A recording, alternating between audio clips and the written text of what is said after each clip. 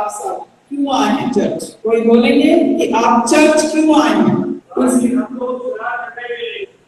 खुदा की हम तो शरण करने के लिए और मदद लेने के लिए, होली कम्युनियन लेने के लिए। आज आप सबको पता है कि महीने का पहला संडे है और हम सब आज होली कम्युनियन भी लेने आए। और हमारा जो आज का सरमन है, वचन है, जो हम आपस में लर्न करेंगे, आपस में देखेंगे कि ये holy communion, the blood that speaks, centrality, जो मुख्य चीज है, यीशु का लहू, वो होली कम्युनियन और यीशु का लहू का क्या रिलेशन है? आइए हम छोटी सी प्रार्थना करेंगे और उसके बाद हम आगे बढ़ेंगे। Heavenly and gracious Father, we come to you, Lord. We thank you for this day and we thank you for this moment, Lord. At this moment, as we go to know more you, Lord, Heavenly Father, to go in depth the level of what is Holy Communion, the importance of blood of Christ.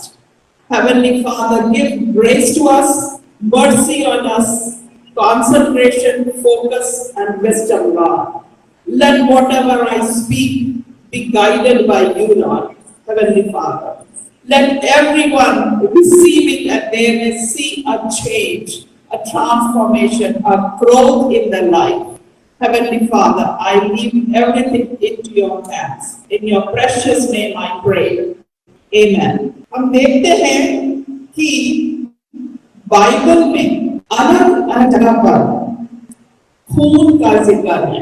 शुरुआत में, बीच में, old testament से लेकर और अंत में, revelation में वो खत्म होता है। शुरुआत में जेनेसिस 4, उत्पत्ति की किताब और 4थे चैप्टर में बताया गया है केन और हाबिल की लड़ाई।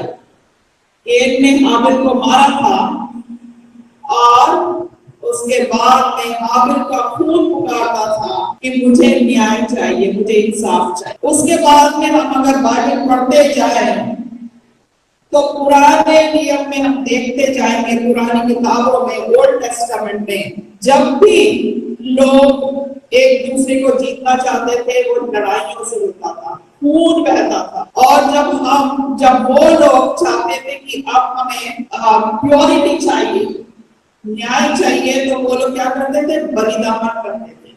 अगर सिर हो जाता था तो बलिदान करते थे एनिमल्स को, और एनिमल्स को बलिदान करके खून को लोगों का छिड़का जाता और ये सोचा जाता था कि निजात मिल गई। पर जब समय बदलता गया तो परमेश्वर ने जो प्लान किया था उसके अकॉर्डिंग नए नियम में परमेश्वर ने डाला कि यीशु मसीह उन सारे चीजों को स्टॉप करने के लिए, बलिदानों को स्टॉप करने के लिए यीशु मसीह को सामने रखा गया।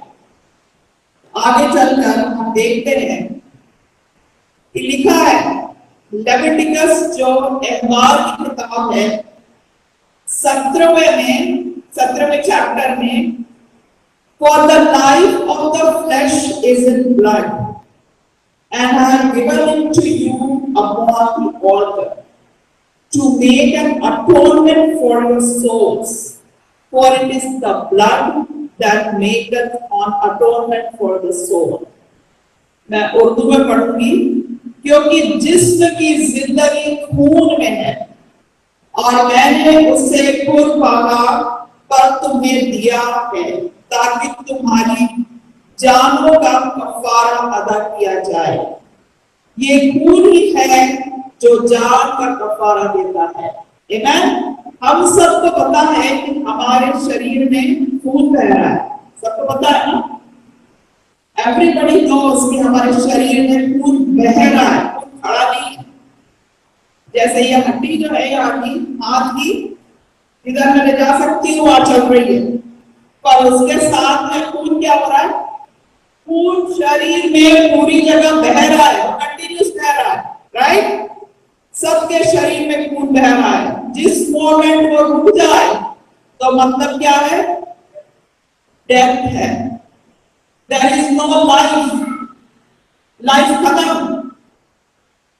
पर जब खून रुकता है, अगर कई जगहों पे खून रुक जाए, एग्जाम्पल हार्ट में, तो क्या होता है? हार्ट की नलियों में अगर रुक जाए तो हार्ट अटैक आ जाता है। अगर सीवियर हुआ तो हो जाता है डेथ। अगर ब्रेन में रुक जाए, ब्रेन हेमरेज, ब्रेन स्ट्रोक हो जाता है, पैरालिसिस, लकवा हो जाता है, और धीरे धीरे वो लकवा जो है वो भी डेथ की ओर ले जाता है। फिर एक बहुत ही इंपॉर्टेंट ऑर्गन है हमारे बॉडी में, किडनी, हमारे गुर्दे जिनको कहा जाता है। अगर उसमें भी हो जाए और किडनी रुक जाए तो क्या होता है? चांस दिया जाता है कि चलो डायलिसिस की जाए और खून को साफ किया जाए, जो किडनी का काम था वो डायलिसिस करेगा। और उसके बाद में किडनी भी अगर ट्रांसप्लांट नहीं मिला तो धीरे धीरे धीरे धीरे करके वो भी डेथ को ले जाता है। खून जो बहता हुआ हमारे शरीर में फिजिकली, वो लाइफ है, राइट? सिमिलरली स्पिरिचुअली जो रूहानी खून है वो यीशु का खून है, जो हमारे दिलों में रहना जरूरी है। क्यों? क्योंकि वो भी हमें एक लाइफ देता है, और वो देता है इटर्नल लाइफ। अगर आप देखते हैं फिजिकल खून, वो भी लाइफ देता है, वो हमें जिंदा रखने को रखता है। हम जो कुछ काम कर रहे हैं वो सारी चीजों के लिए हमारी ताकत है। परंतु स्पिरिचुअल खून जो है वो हमें इटर्नल लाइफ देता है।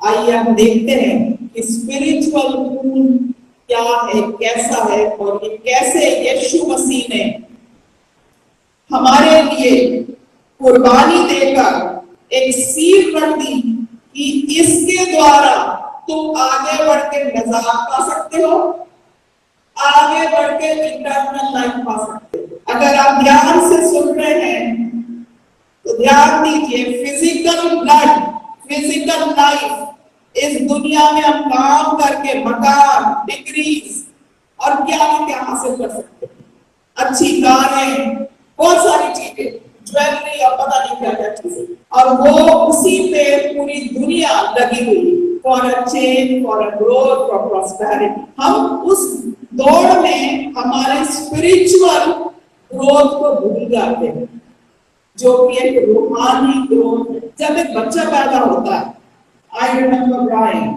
मेरा बेटा जब पैदा हुआ, 2 हफ्ते के बाद दोबारा ले जाया गया हॉस्पिटल चेकिंग के लिए, रेगुलर चेकिंग के लिए। फिर दूध की बोतल में वो इतना ml पीता था, फिर इतना ml पीता था। फिर उसके बाद में धीरे धीरे किंडरगार्टन में गया, फिर स्कूल गया, फिर उसके बाद कॉलेज। आज वो बड़ा हो गया है, मतलब फिर भी पीछे पीछे। वो एक मदर नर्चरिंग है, जो हर पेरेंट्स अपने बच्चों को कर रहा है। फिजिकल बॉडी का स्ट्रक्चर, जिसमें कि हम ये काउंट करते हैं कि मेरा बच्चा स्कूल में अच्छा हो, पढ़ाई में अच्छा हो, दूसरी एक्टिविटी में अच्छा हो, सबसे सोशल हो, उसकी ग्रोथ को ही हम देखते हैं, और वही एकेडमिक रिकॉर्ड हमारा बनता है स्कूलों में।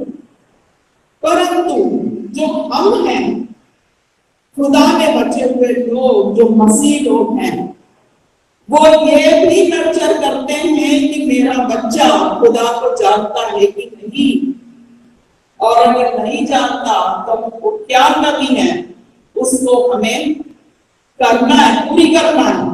As parents, as individuals, as youngsters, हम अपने आप को आज जांचे, अपने आप को देखें कि मुझ में क्या कमी है, जो इटर्नल लाइफ, जब मैं मर जाऊं तो मुझे वो इटर्नल लाइफ मिल सकेगी, राइट?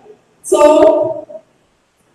देखते हैं आगे चल के, जैसा कि लिखा गया है लूक 22 में, when Jesus lifts the cup and declares, This cup is the new covenant in my blood, which is poured out for you. यीशु मसीह ने क्रूसीफाई होने के पहले जब मेल बिछाई थी चेलों के साथ, उस समय ये डिक्लेयर किया था, This cup is the new covenant in my blood, which is poured out for you.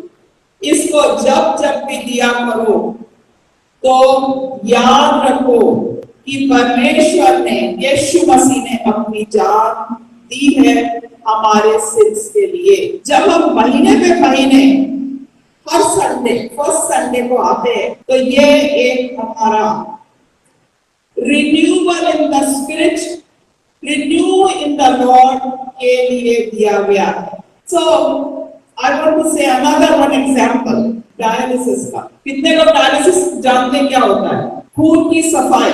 खून की सफाई कब होती है?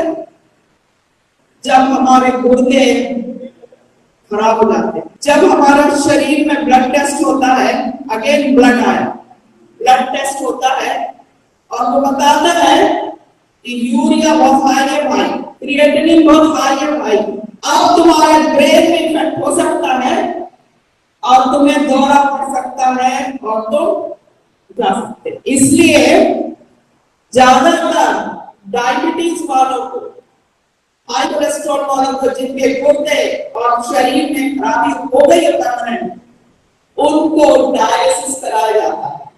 और डायलिसिस में अगर किसी ने क्लोज, किसी को कोई फैमिली वाले को, पहचान वाले को, तो पता होगा कि यूजुअली ऑल्टरनेटिव, मतलब अगर 2 दिन का गैप हुआ, 3 दिन का गैप हुआ, तो गंदगी चल रही है। डायलिसिस क्या कर रहा है? डायलिसिस सफाई कर रहा है। खून जो है वो बाहर की मशीन को दिया जाता है और मशीन सफाई करके दोबारा आपके शरीर में खून को डालती है। मैक्सिमम 4 घंटे होता है। किसी किसी का कम भी हो सकता है और किसी का ज्यादा भी हो सकता है, डिपेंड कि वो आदमी कैसा ले रहा। उसी तरीके से हमारे को हर संडे, हर फर्स्ट संडे हमें ये एक रूहानी खुराक दी जा रही है। It is like giving us a transfusion, कि हम इसको लेकर अपने दिल को फिर से दोबारा रिमाइंड कराएं कि खुदा बाप हमारे लिए कुर्बान हुआ। और उस रिमाइंडिंग में हम किस तरीके से अपने आप को पहचान सकते हैं कि हमारे में मसीह ग्रोथ है, कैसे जान सकते हैं? हम जान सकते हैं through Galatians 5:22, fruits of the spirit. Physical सफाई जब होगी तो इंसान को लेंथनिंग ऑफ लाइफ मिल रही है। But when we are taking the Holy Communion, coming to church, अपना दिल साफ करके और खुदा बाप को जब हम उस ब्रेड को छूते हैं तो हाथ कांपता है, जब लहू को छूते हैं तो हाथ कांपता है, क्योंकि that represents blood of Jesus, flesh of Jesus। तो हम अपने लिए ले रहे हैं कि हमारे रूहानी अंदर में अगर खुदा कुछ खराबी है उसको तो निकाल दे। हम कोई भी अंदर जो पाप है वो लेके हम उसको ले नहीं सकते।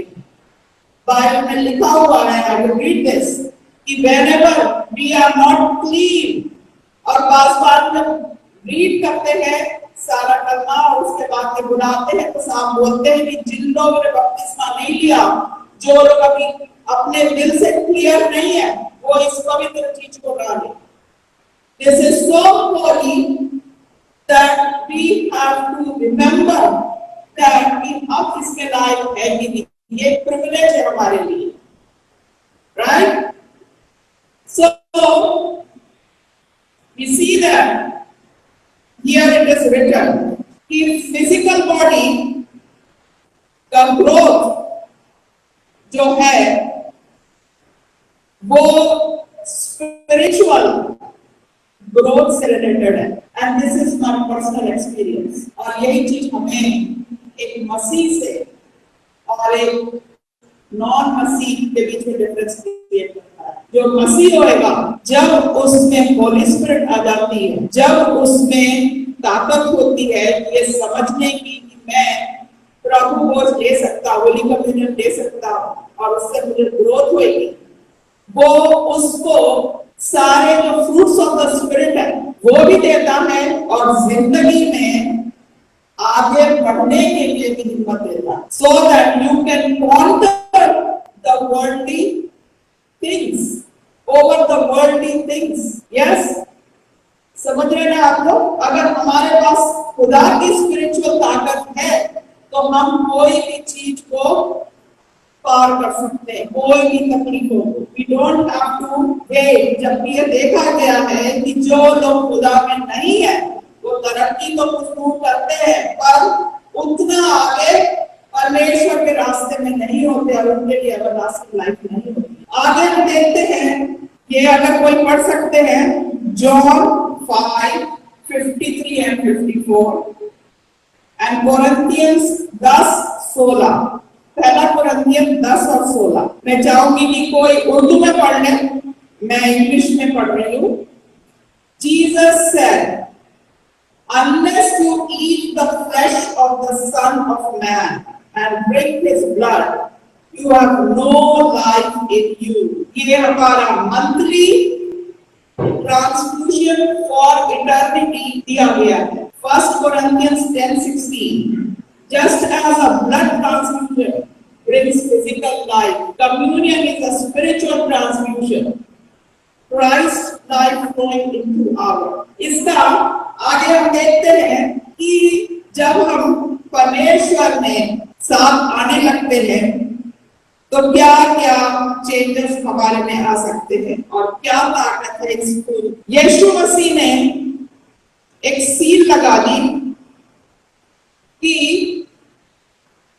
इसके बाद और कोई कुर्बानी नहीं होगी, क्योंकि यीशु मसीह कुर्बान हो गया। राइट?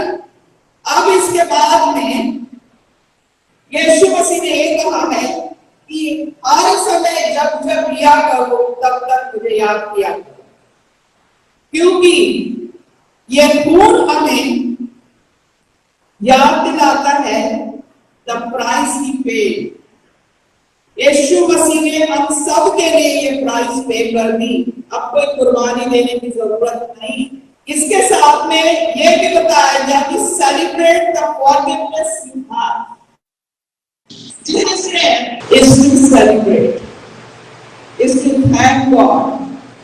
अपने घरों में धन्यवाद दें, जिनके घरों में बपतिस्मे हुए हैं, जिनके घरों में सब सेव है, वहां धन्यवाद दें, और जिनके घरों में अभी भी कोई बचा नहीं है उनके लिए प्रार्थना करें।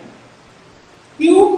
क्योंकि जैसे जब हम साथ में बैठ के खाना खाते हैं और सारे लोग होते हैं, वैसे ही हम चाहते हैं कि इंटरनल हाउस में भी, मैंशन में भी पूरे परिवार वाले हों।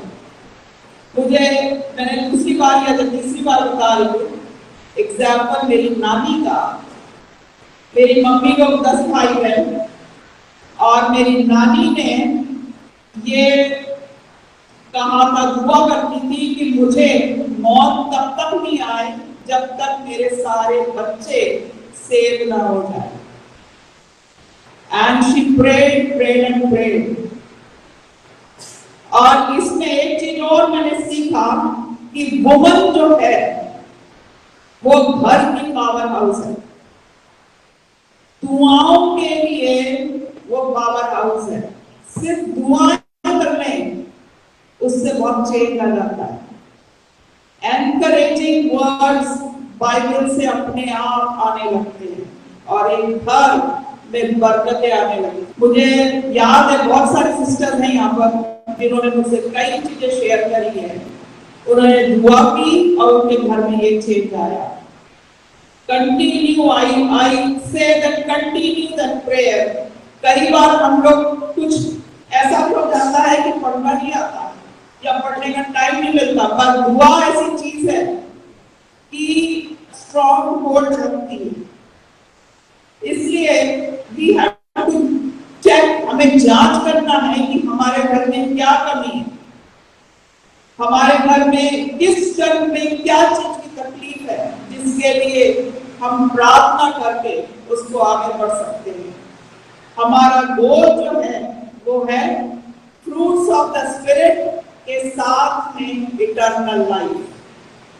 फ्रूट्स ऑफ द स्पिरिट क्या क्या है? गैलेशियंस 5:22 में यस, मोहब्बत, खुशी, इत्मीनान, ईमानदारी, नेकी और खुद पर काबू। हम सबको कहीं ना कहीं याद है, कुछ ना कुछ याद है, बट ये हमारी लाइफ में किस तरीके से काम करता है? जब हम ये चीजों पर एक्शन करते हैं, when we are ready to give love to others, मोहब्बत कर सकते हैं, खुशी में हम रह सकते हैं, जो भी हालत है उसमें खुश रहना और खुदा बाप को आगे रखना की तेरी मर्जी, right? Then peace, long suffering. आप सबको आई थिंक ओनली सबीना को पता है कि मैं ऑलमोस्ट 4 इयर्स से लेकर 7 इयर्स के बीच में मैं बैटरी कर रही हूँ, 4 हार्ट अटैक और 5 ट्यूमर्स। और वो टाइम था जब मैं बोलती थी खुदा को कि ऐसा क्यों हुआ।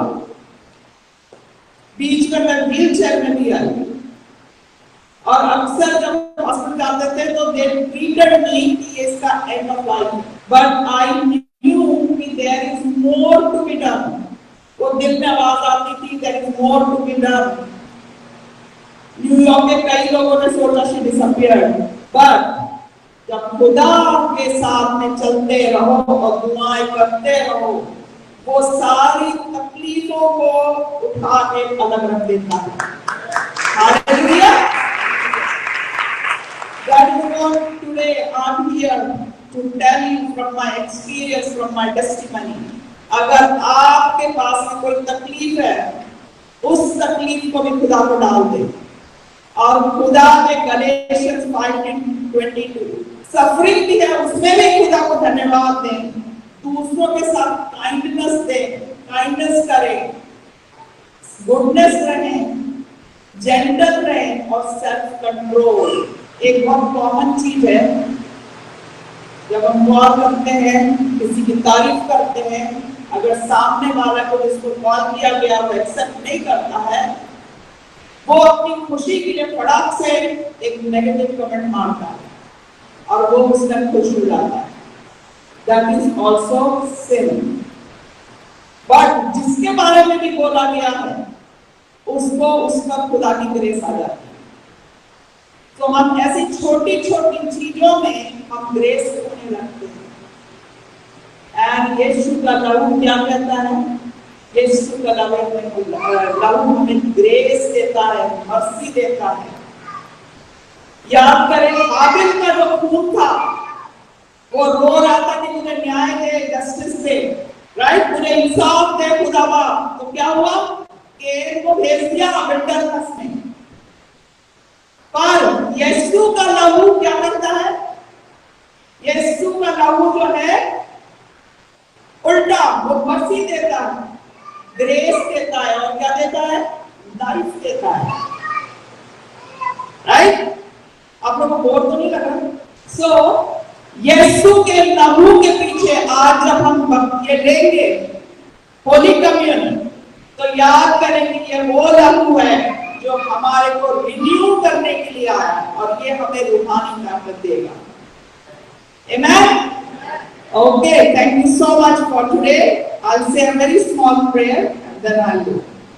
Heavenly and gracious Father, I thank you, Lord, in your command, in your love, in your grace, in your mercy. We all bow down, Heavenly Father, and we pray that as we partake in the Holy Communion, Heavenly Father, give us that grace, mercy, and all those things people are suffering from sickness or from any kind of sadness, Heavenly Father. You fulfill everything, whatever is the desires of the heart. Heavenly Father, I praise everything for all the moment and all the words you have given us, Lord. Heavenly Father, in your gracious name I pray. Amen. Thank you.